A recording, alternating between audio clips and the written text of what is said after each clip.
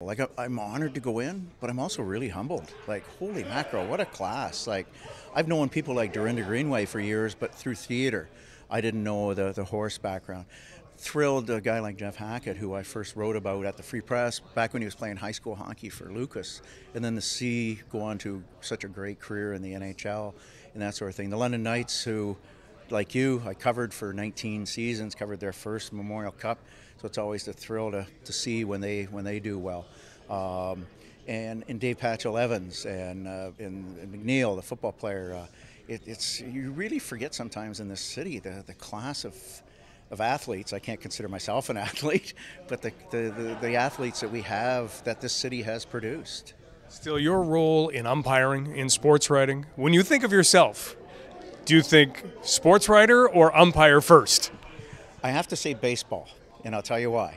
Baseball has basically given me everything I've got in this life. It was because of knowing, well, first of all, baseball got me into umpiring in the minor leagues in the States, and then also into working at the London Free Press, because I got to know John Vormitag, who was the sports editor of the Free Press, umpiring some of his Oak Ridge high school games with Dave. Dave Langford got me out to umpire some games.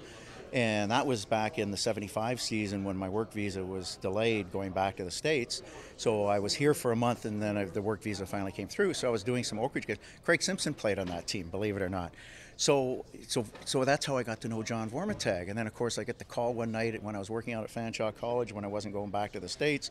Will you come in and answer the phones tomorrow night? We're short a staff member. And I said, well, I'm supposed to goal judge the Knights game out at the old London Gardens. And I always remember his words, do you want to be a goal judge or a sports reporter? And I said, well, what time do I start? Well, 36 years later, I left that place in 2011. So as I say, it's baseball. So I don't want to go either the sports writing or the umpiring, but umpiring I still love because I still do that. But the baseball, as I say, is basically given me everything that I've got out of this life. Umpires become those athletes. They become such a major part of the sport, and yet you don't ever get a chance to win. Sports is usually about getting that satisfaction. What gives you satisfaction as an umpire? How do you get it? When you can walk off the field and say, you know what, I gave it my all on the field. Yeah, we're going to make mistakes.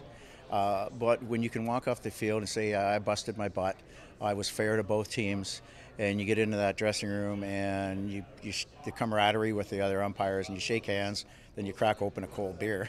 That's the. But and also too with this induction announcement today, it's also embarrassing, and I don't take that the wrong way. But as sports officials, we like to stay in the background. And I was sitting there listening today when Bill Smith was just reading the list of quote-unquote accomplishments in my umpiring career, and it's like, you know, I was proud of myself hearing that stuff. But then also, too, as I say, just kind of like, get it over with, please. Just move on to somebody else.